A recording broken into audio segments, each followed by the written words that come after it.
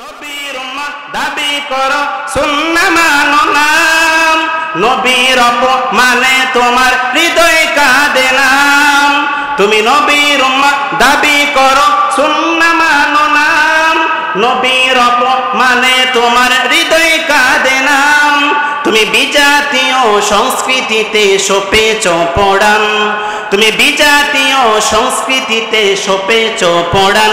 তুমি কেমন মুসলমান, তুমি কেমন মুসলমান, তুমি কেমন মুসলমান। নামাজের সাথে নেই পরিচয়, মানো না কোরআন, নামাজের সাথে নেই পরিচয়, মানো না কোরআন। তুমি কেমন মুসলমান, তুমি কেমন মুসলমান, তুমি কেমন মুসলমান। মুসলমান দ্বারা আমার নবীর আদর্শকে ফলো করতে হবে, নবীর আদর্শের রঙে রঙিন হতে হবে, তাহলে আমাদের জন্য সওয়াব রয়েছে। নবীর আদর্শ অনুযায়ী যদি আমি আপনি জীবনটাকে পরিচালনা করতে পারি, তাহলে আমাদের গুনাহগুলোকে আল্লাহ মাফ করে দিবেন। আল্লাহ তাআলা আমাদের নবী সাল্লাল্লাহু আলাইহি ওয়াসাল্লামের চরিত্রের ব্যাপারে মুসলমানকে লক্ষ্য করে বলেন, লাকাদ কানা লাকুম ফি রাসূলিল্লাহি উসওয়াতুন হাসানাহ লিমান কানা ইয়ারজুল্লাহা ওয়াল ইয়াওমাল আখির ওয়া যাকারাল্লাহা কাসীরা। আল্লাহ রাব্বুল আলামিন বলেন, অবশ্যই তোমাদের জন্য আল্লাহ তাআলার রাসূলের জীবনীতে উত্তম আদর্শ রয়েছে। বলি সুবহানাল্লাহ। রাসূলের জীবনীতে আমার আপনার সকলের জন্য উত্তম আদর্শ রয়েছে। আমার নবীর কেমন আদর্শ, স্বয়ং আল্লাহ পাক আমাদের নবীর চরিত্রের ব্যাপারে সার্টিফিকেট দিয়েছেন। বলি সুবহানাল্লাহ। অন্য কোন ব্যক্তির ব্যাপারে সার্টিফিকেট দেন নাই, স্বয়ং আল্লাহ রাব্বুল আলামিন আমাদের নবীর চরিত্রের ব্যাপারে সার্টিফিকেট দিয়েছেন। বলি সুবহানাল্লাহ।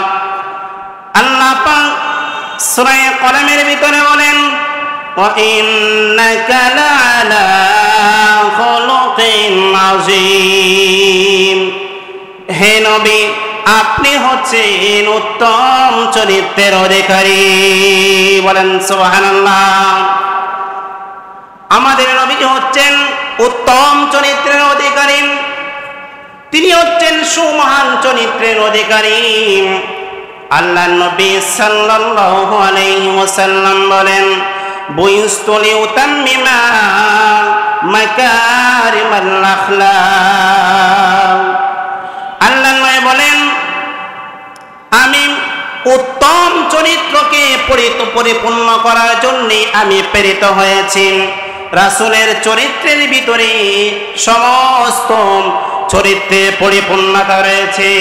বলি সুবহানাল্লাহ।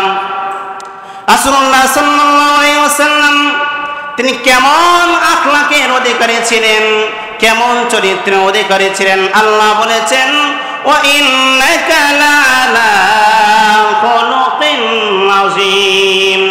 হে নবী, আপনি হচ্ছেন উত্তম চরিত্রের অধিকারী।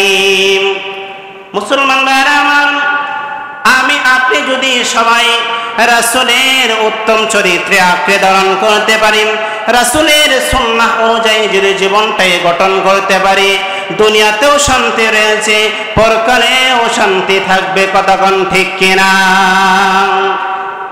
তাই নবীর সুন্নাহ অনুযায়ী, নবীর আদর্শ অনুযায়ী জীবনটাকে গঠন করা দরকার আছে তো ইনশাআল্লাহ।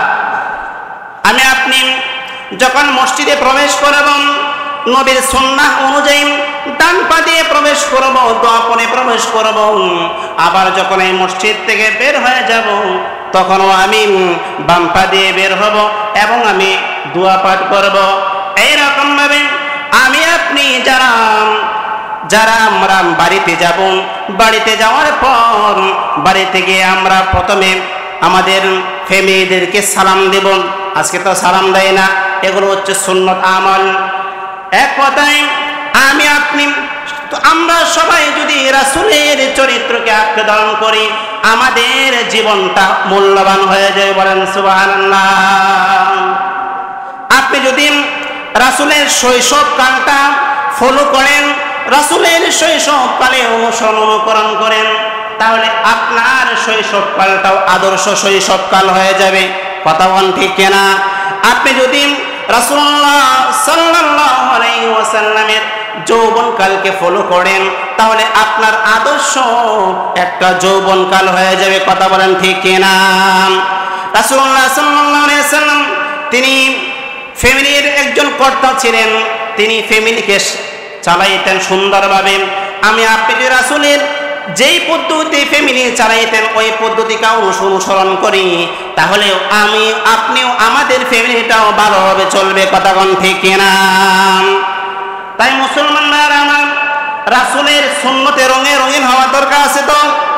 কথা বলেন, দরকার আছে না নাই? রাসূলের রঙে রঙিন হতে হবে। আজকে দেখা যায় জশ্নে জুলুসে ঈদ মিলাদুন নবী অনেকে উদযাপন করে, সে দাবি করতে চায় সে আশিকে রাসূল, সে কে আশিকে রাসূল। না না না, অথচ সারা বছর তাকে যদি দেখা যায় সে নবীর একটাও সুন্নত আমল করে না। তাই আমার আপনার নিজের ভিতরে, নিজের ব্যক্তি জীবন থেকে নিয়ে, সামাজিক জীবন থেকে নিয়ে রাষ্ট্রীয় জীবন পর্যন্ত যদি আমরা রাসূলের রঙে রঙিন হতে পারি, তাহলে আমাদের জীবনটা সুন্দর হয়ে যাবে। বলেন সুবহানাল্লাহ। তাই যুবক ভাইরা আমার, আমরা অনেকে আছি দাড়ি রাখি না, অনেকে আছি আমরা চুলের কাটিংটা দিই নেইমারের মতো, মেসির মতন। অথচ যুবক ভাই, আপনার আদর্শ তো হচ্ছে জনাবে মুহাম্মদ সাল্লাল্লাহু আলাইহি ওয়াসাল্লাম। আপনি আদর্শ হিসাবে ফলো করবেন জনাবে মুহাম্মদ সাল্লাল্লাহু আলাইহি ওয়াসাল্লামকে। কিন্তু আজকে বড় দুঃখ এবং পরিতাপ লাগে, আজকে আমরা নবীর আদর্শকে বাদ দিয়ে আমরা বিজাতীয়দের কৃষ্টি কালচারকে গ্রহণ করে আজকে আমরা একের পর এক নির্যাতিত হয়ে যাচ্ছি। আজকে মানুষেরা, মুসলমানরা এত নির্যাতিত কেন, এত মাজলুম হয় কেন? এর কারণ হচ্ছে আমরা কোরআন এবং হাদিস ছেড়ে দিয়েছি, বিদায় আজকে আমরা অপদস্থ হচ্ছি।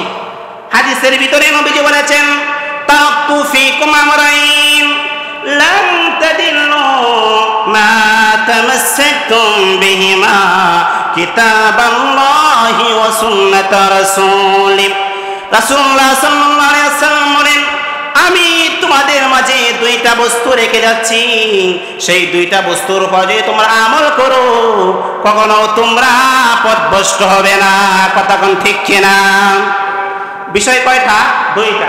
এক, কিতাব আল্লাহ তাআলা কিতাব কোরআন মাজিদের উপর যদি আমি আপনি আমল করি, কখনো পথভ্রষ্ট হব না, কখনো লাঞ্ছিত হব না। আর দুই নম্বর হলো ওয়া সুন্নাত রাসূলি, রাসূলের আদর্শ অনুযায়ী আমল করে আমরা কখনো পথভ্রষ্ট হব না। কিন্তু আজকে আমরা রাসূলের আদর্শ বাদ দিয়ে নিজেদেরকে আমরা আশিকে রাসূল দাবি করছি, নিজেদেরকে খাঁটি মুসলমান দাবি করছি। আসলে কি আমরা খাঁটি মুসলমান হতে পারবো? নবীর আদর্শ বাদ দিয়ে কখনো খাঁটি মুসলমান হওয়া যাবে না। কথা কোন ঠিক কিনা? এছাড়া আপনি নায়ককে যদি ফলো করেন, নেইমার মেসিকে ফলো করেন, আপনার সব তো দূরের কথা, আপনার আমল নামায় গুনাহ লেখা হবে। বলেন ঠিক কিনা? তাই মুসলমান ভাইরা আমার, আদর্শ হিসাবে আমাদের নবীকে অনুসরণ করতে হবে। আল্লাহ রাব্বুল আলামিন বলেছেন, কুল ইন কুনতুম তুহিব্বুনাল্লাহ ফাত্তাবিউনি ইউহিব্বুকুমুল্লাহ ওয়া ইয়াগফির লাকুম যুনুবাকুম আল্লাহু গফুরুর রহিম।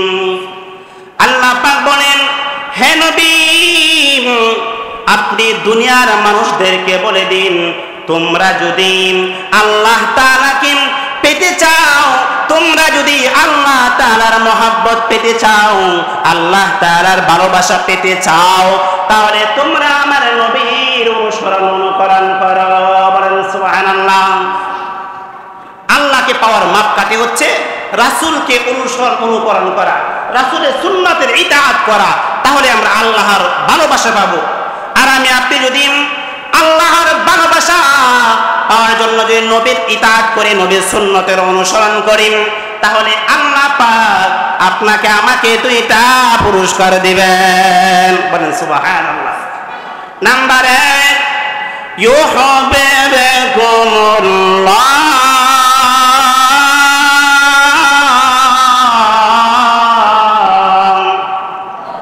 আল্লাহ তাআলা আপনাকে আমাকে ভালোবাসবেন। বলি সুবহানাল্লাহ। আর আল্লাহ তাআলা যদি আপনাকে আমাকে ভালোবাসেন, জান্নাত দিবেন কি দিবেন না? নিঃসন্দেহে আল্লাহ পাক আপনাকে আমাকে জান্নাত দান করবেন। বলেন সুবহানাল্লাহ। আর 2 নাম্বার পুরস্কার হচ্ছে ওয়াগফিরু লাকুম যুনুবাকুম, আমি আল্লাহ পাক তোমাদের গুনাহগুলোকে মাফ করে দেব। বলি সুবহানাল্লাহ। আল্লাহু গফুরুর রহিম, আর আমি আল্লাহ হচ্ছি ক্ষমাশীল এবং দয়ালু।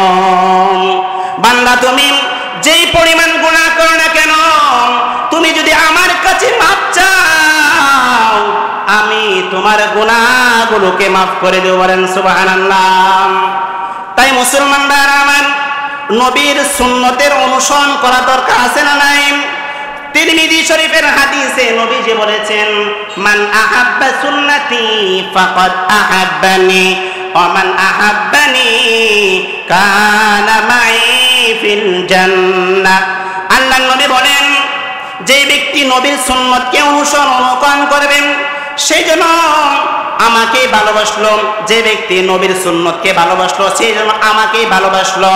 আর যে আমাকে ভালোবাসলো, কিয়ামতের ময়দানে জান্নাতে ওই ব্যক্তি নবীর সঙ্গে থাকবে। বলেন সুবহানাল্লাহ।